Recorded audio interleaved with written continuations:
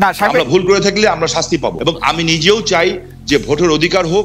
আমি এই আমার সরকারের বিরুদ্ধে কিছু অভিযোগ করতে চাই বিদেশির কাছে। এটা কেমন করে হয়? ভারতে পলাতক আছেন মাননীয় প্রধানমন্ত্রী শেখ হাসিনা, এবং আমি বিষয়টাকে আগের থেকে আজ করছিলাম যে এরকম কিছু একটা ঘটনা ঘটতে পারে। আমি এই কথা দিয়ে এটা প্রমাণ করতে চাই না যে ওনারা করেছেন দেখে আমাকে করতে হবে, এটা আমি বলতে চাই না। আমাকে দলের থেকে জানানো হয়, সরকার প্রধান থেকে প্রধানমন্ত্রী জানান যে আমার উপরে হামলা হবে। ইট ইজ ট্রু যে আমাকে দেশ ছেড়ে যেতে হয়েছে, এবং আমি যে দেশ ছেড়ে গেছি সেটা জাতির পিতার কন্যা মাননীয় প্রধানমন্ত্রীর একবার না কয়েকবারের নির্দেশের পরিপ্রেক্ষিতে। আমি আমাদের দেশ ও দেশের বাইরে থেকে যারা ভিডিওটি দেখছেন তাদেরকে অসংখ্য ধন্যবাদ। শামীম ওসমান এই ব্যক্তিকে তো আপনারা সবাই চেনেন, কম বেশি সবাই কিন্তু শামীম ওসমানকে চেনে।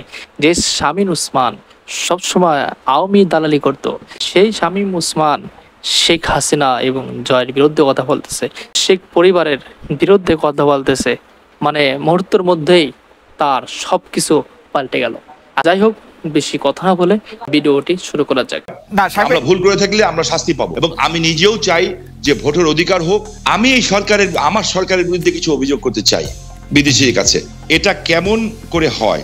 ভারতে পলাতক আছেন মাননীয় প্রধানমন্ত্রী শেখ হাসিনা, এবং আমি বিষয়টাকে আগের থেকে আজ করছিলাম যে এরকম কিছু একটা ঘটনা ঘটতে পারে।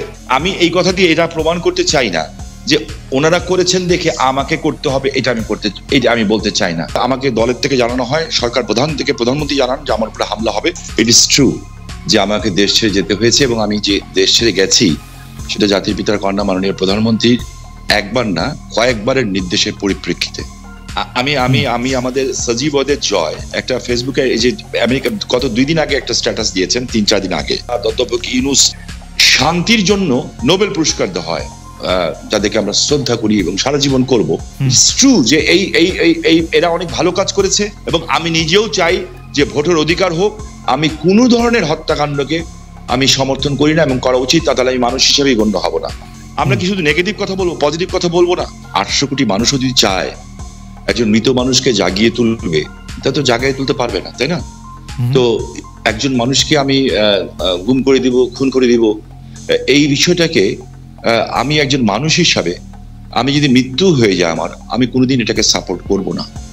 এবং অতীতে কে কি করেছে সেই জন্য আমাকে একই পথে চলতে হবে, আমি সেটাকেও মনে করি না।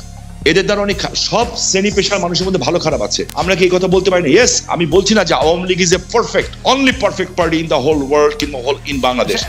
আপনি আমার মনের কষ্ট বুঝবেন। আমার 20 জন লোক মারা গেছে, আমার এই পা পঙ্গু হয়ে গেছে, আমি চেয়ারে বসে নামাজ পড়তে হয়, আমার পাটা উড়ে গেছিল, ঠিক আছে? সেইখানে আমার সরকারের ক্ষমতার সময় না যে চার্জশিট দেওয়া হয়েছে, সেই চার্জশিটে আমি যে সাক্ষ্য দিয়েছি, সিআইডির যে অ্যাডিশনাল এসপি সে আমার সাক্ষী বদলি দিয়েছে। আপনি নিজেও লয়ার ছাত্র, আমিও লয়ার ছাত্র। আমি বলেছি this is not my witness. আমি চাই না যে একটা ছাত্র সারা বছর লেখাপড়া করলো, সেও পরীক্ষায় পাশ করলো, আরেকজন পড়ালেখা করলো না, সেও পাশ করলো, এটা আমি চাই না। দেখেন, আমি মার্কিন যুক্তরাষ্ট্রের মতো একটা রাষ্ট্রকে আন্ডারমাইন করার কোনো কারণ থাকতে পারে না, কারণ পৃথিবীর মধ্যে এটা অবভিয়াসলি একটা শক্তিধর দেশ না, একটা গণতান্ত্রিক রাষ্ট্র বলা যায়। যে আমার কাছে না কিছু মাঝে মাঝে অবাক লাগে যে মানুষের চরিত্রটা দেখতে, পৃথিবীর সব দেশের চরিত্র দেখতে ভালো লাগে। আমার কাছে মাঝে মাঝে আশ্চর্য হই যে আমরা কত রঙের মানুষ, যে আমরা আর কত নেগেটিভ কথা বলবো। মানে আমাদের কি খালি সরকারের কথাই বিশ্বাস করতে হবে? আমরা বিএনপির কথা বিশ্বাস করতে পারবো না, কোনো মানবাধিকার সংস্থার কথা বিশ্বাস করবো না, বিদেশের কথা বিশ্বাস করবো না, আমাদের খালি সরকারের কথাই বিশ্বাস করতে হবে? আমরা যেটা চোখে দেখবো এবং যেটা বুঝবো সত্য, আমরা সেটাকেই বিশ্বাস করবো এবং সেটাকে বিশ্বাস করা উচিত। এখনকার গুম খুন নিয়ে আপনি আসলে কি বলবেন? যে সরকারের জায়গা থেকে এটি বারবার অস্বীকার করা হচ্ছে, কিন্তু এটি একটি বাস্তবতা। এই বাস্তবতাকে শামীম ওসমান কিভাবে দেখে, আমাদের যদি খুব সংক্ষেপে একটু বলতেন।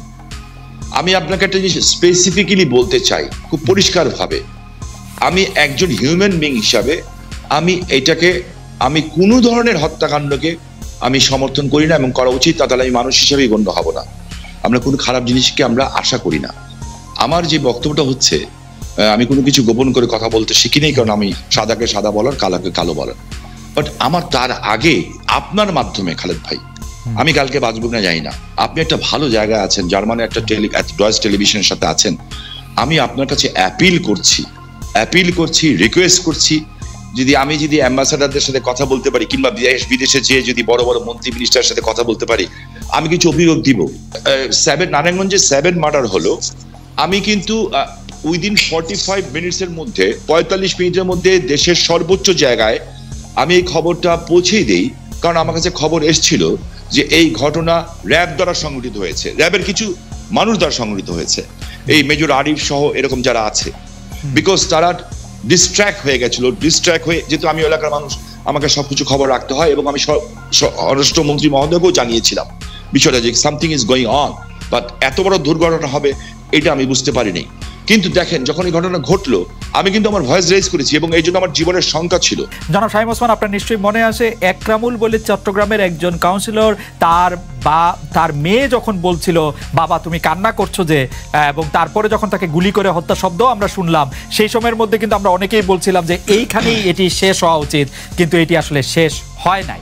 জনাব শামীম ওসমান। জি, আমি আপনার সাথে 100% একমত। একজন মানুষকে আমি গুম করে দিব, খুন করে দিব, এই বিষয়টাকে আমি একজন মানুষ হিসাবে, আমি যদি মৃত্যু হয়ে যায় আমার, আমি কোনোদিন এটাকে সাপোর্ট করব না। এটার চেয়েও বড় সত্য হচ্ছে, এত বড় বড় উচ্চ পদস্থধারীরা এখনো কিন্তু জেলখানায় আছেন। যেমন বিএনপির নেতা সালাউদ্দিন সাহেব, ওনাকে গুম করা হয়েছে, খুন করা হয়েছে বলা হলো, ঠিক আছে? তো বিএনপি নেতা সালাউদ্দিন সাহেবকে তো পাওয়া গেল ভারতে। আমার চোখের সামনে যখন নারায়ণগঞ্জে একটা পরিবার আগুন দিয়ে বাসে পুড়িয়ে মেরে ফেলা হলো, আমার চোখের সামনে নারায়ণগঞ্জের যাত্রাবাড়িতে বাসে শুয়েছিল ড্রাইভার আর কন্ট্রাক্টর, তাকে আগুন দিয়ে পুড়িয়ে মারে হলো। ওস্তাদকে মাথা দিয়ে যে কন্ট্রাক্টর পুড়িয়ে মেরে 85 জন মানুষকে পুড়িয়ে ছাই করে দেওয়া হলো। এটার নাম রাজনীতি? আর তাদের বিচার হলো না কেন?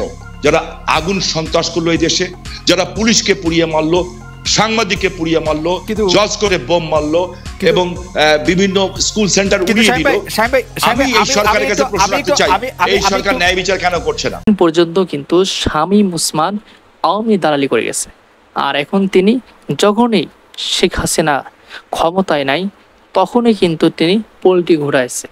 এখন তিনি শেখ হাসিনার বিরুদ্ধে কথা বলতেছে, অনেক কথাই কিন্তু তিনি বলতেছে। আপনারা দেখলেন ভিডিওতে।